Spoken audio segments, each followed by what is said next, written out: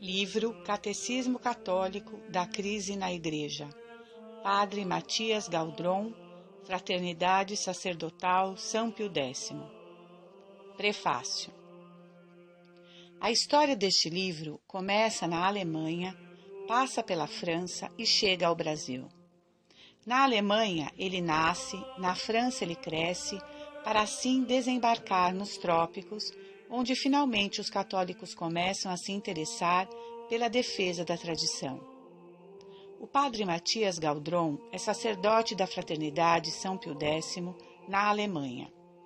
Concebeu a ideia de um livro que abordasse os principais pontos doutrinários atacados e desfigurados pelos progressistas, de modo a responder às dúvidas e questões que os novos, aqueles que começam a descobrir a tradição, costumam formular. Suficientemente profundo para responder aos mais exigentes, sem ser um trabalho teológico, difícil e longo, que assustaria os demais. O resultado, em língua alemã, foi um pequeno livro de fácil leitura e de doutrina esclarecedora sobre o Concílio Vaticano II, sobre o ecumenismo, a liberdade religiosa, a nova missa e os novos sacramentos e muitos outros assuntos relativos à crise de fé que se instalou dentro dos muros da Igreja. Os dominicanos franceses, editores da revista Le Ciel de la Terre, querendo adaptar o livro do padre Galdron para a realidade francesa, desenvolveram, dentro das principais questões levantadas pelo livro original, uma série de subquestões, dando maiores detalhes a cada um dos assuntos tratados. Pediram ao autor que examinasse o resultado e desse o seu parecer. Uma vez aprovado, nasceu a edição francesa do Catecismo da Crise na Igreja.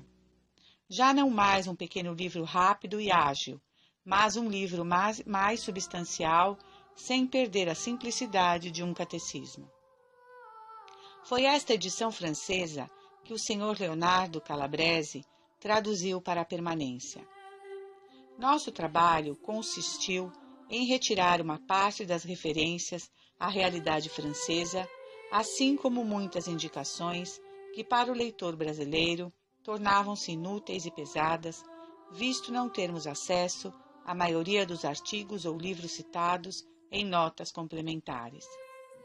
Nada perdemos do conteúdo principal da edição francesa, mas apresentamos aqui um livro mais leve e direto. Ele chega num momento importante para a fé católica no Brasil. Por alguma razão misteriosa, o brasileiro demorou a despertar para a questão da crise da Igreja. Há mais de 40 anos que os franceses, alemães, americanos, argentinos, mexicanos, etc., se dedicam à formação de uma elite católica fiel à tradição, enquanto aqui no Brasil havia certa estagnação, certa indolência ou superficialidade, que deixava todos acomodados, mesmo quando não concordavam muito com o pároco do seu bairro ou da sua cidade. Mas isso mudou, como mostra a quantidade de grupos espalhados por todo o país que pedem a fraternidade para cuidar de suas almas sedentas. Há ainda outra prova desta mudança, que é a quantidade de brasileiros no seminário da Fraternidade São Pio X na Argentina. O ano de 2011 viu 7 jovens brasileiros entrarem no primeiro ano, elevando a 12 ou 13 o número total de brasileiros se preparando para o sacerdócio católico. No mesmo sentido, todos os priorados e centros de missa receberam grande quantidade de novos fiéis. A tradição vai bem, obrigado.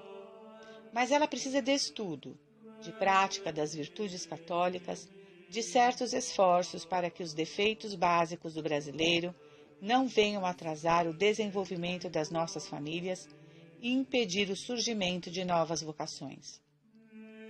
Temos pouco gosto pela leitura, pelo estudo mais sério e profundo. Estamos viciados demais em assuntos superficiais que tratamos de modo apaixonado que ocupam as almas e as impedem de olhar para as coisas mais elevadas. Certamente este aspecto do nosso povo contribuiu para a dedicação impressionante e generalizada às redes sociais e aos bate-papos vazios da internet. O brasileiro precisa começar sua conversão lutando contra esse vício específico. Queremos colaborar de alguma forma para que nossos jovens conheçam melhor a doutrina do catecismo tradicional da Igreja e também os erros terríveis que precipitaram os homens da Igreja numa vida sem fé sobrenatural, naturalista e humana, que já não consegue mais encher os corações dos homens. Ao terminar a edição deste Catecismo Católico da Crise na Igreja, ficamos com a impressão de estarmos armando os católicos para o bom combate da fé, da esperança e da caridade. Este é o combate sob o estandarte de nosso Senhor, Rei dos povos e das nações. O Príncipe da Paz, que nasceu numa gruta em Belém para a nossa salvação, precisa reinar sobre o nosso Brasil. Natal de 2011, Dom Lourenço Fleshman, OSB. Capítulo 1. A crise na Igreja. Primeiro, há hoje uma crise na Igreja? Seria preciso cobrir os olhos para não ver que a Igreja Católica sofre uma grave crise. Esperava-se nos anos 1960, na época do Concílio Vaticano II, uma nova primavera para a Igreja. Mas o que aconteceu foi o contrário. Milhares de padres abandonaram seu sacerdócio. Milhares de religiosos e de religiosas retornaram à vida secular. Na Europa e na América do Norte, as vocações se tornam raras, e não se pode nem mais computar o número de seminários, conventos e casas religiosas que tiveram que fechar. Muitas paróquias permanecem sem padre, e as congregações religiosas devem abandonar escolas, hospitais e asilos para idosos. Por alguma fissura, a fumaça de Satanás entrou no templo de Deus. Era essa a queixa do Papa Paulo VI em 29 de junho de 1972. Sabe-se quantos padres abandonaram o sacerdócio nos anos de 1960? No conjunto da Igreja, entre 1962 e 1972, 21.320 padres foram reduzidos ao estado leigo. Não estão incluídos neste número aqueles que negligenciaram pedir uma redução oficial ao estado leigo. Entre 1967 e 1974, 30 a 40 mil padres teriam abandonado sua vocação. Esses fatos catastróficos podem, com algum esforço, ser comparados aos acontecimentos que acompanharam a auto-intitulada Reforma Protestante do século XVI. Há um desastre análogo nas congregações religiosas? Quebec, província francófona do Canadá, era no início dos anos 1960 a região que contava proporcionalmente com mais religiosas no mundo. O cardeal Ratzinger conta, enfatizando que é só um exemplo. Entre 1961 e 1981, por causa das saídas, dos falecimentos e da paralisação do recrutamento, o número de religiosas passou de 46.933 para 26.294. Uma queda de 44% que parece impossível de conter. As novas vocações, com efeito, diminuíram durante o mesmo período, ao menos 98,5%. Verifica-se então que uma boa parte dos 1,5% restantes é constituída por vocações tardias e não por jovens, a ponto de as simples previsões permitirem a todos os sociólogos estar de acordo sobre esta conclusão brutal, porém objetiva. Em breve, salvo reversão de tendência muito improvável, ao menos ao olhar humano, a vida religiosa feminina, tal como o conhecemos, não será mais que um souvenir do Canadá. A situação não melhora hoje e não se poderia considerar que a crise agora ficou para trás? Havia na França, nos anos 1950, por volta de 1.000 ordenações sacerdotais por ano. Desde os anos 1990, não há mais de 100 por ano. Havia 41.000 padres diocesanos na França em 1965. Não havia mais que 16.859 em 2004, e a maioria tem mais de 60 anos. O número de religiosos no mundo continua a diminuir. Esta crise atinge também os fiéis? Em 1958, 35% dos franceses assistiam à missa dominical. Hoje são menos de 5% e frequentemente idosos. Em 1950, mais de 90% das crianças nascidas na França eram batizadas. Hoje, menos de 50% o são. Não há, porém, um aumento na França de batismos de adultos? Alguns milhares de batismos de adultos não seriam capazes de compensar uma baixa de centenas de milhares de batismos de crianças, ainda mais porque a persistência dos novos batizados normalmente deixa muito a desejar. O caso da França é realmente característico? Encontra-se o mesmo desinteresse pela Igreja na Europa. Entre 1970 e 1993, 1,9 milhão de alemães oficialmente abandonou a Igreja Católica. O ódio ou a cólera não são os motivos mais frequentes, mas simplesmente a indiferença. A Igreja não quer dizer mais nada aos homens, não tem mais importância em suas vidas. Abandona-se a Igreja para economizar o imposto eclesiástico. Nesse ritmo, a religião católica vai virar a religião de uma pequena minoria. A Alemanha, segundo Karl Rahner, corre o perigo de virar uma terra pagã de passado cristão com alguns vestígios de cristianismo.